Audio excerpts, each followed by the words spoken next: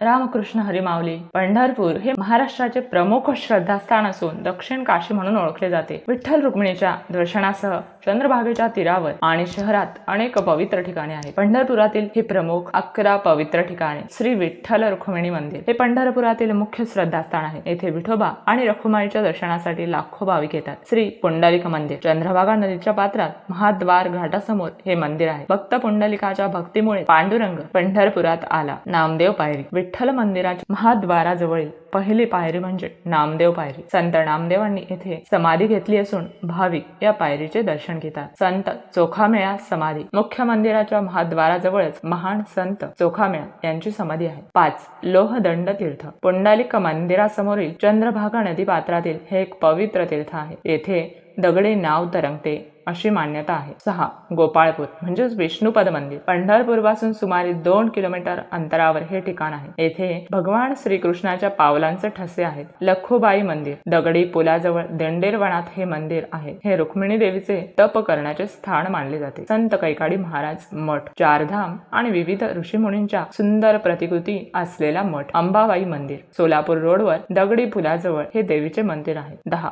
गजेंद्र मोक्ष तीर्थ चंद्रभागा नदीच्या काठावर असलेल्या या तीर्थाला पौराणिक महत्व आहे. 11 संत ज्ञानेश्वर महाराज मठ व संत तुकाराम महाराज मठ. या दोन्ही संतांच्या वारीच्या परंपरा आणि पालखी सोहळ्याशी निगडीत असलेले हे मठ वारकऱ्यांचे प्रमुख आकर्षण आहेत. या 11 पवित्र ठिकाणांना अवश्य भेट द्या.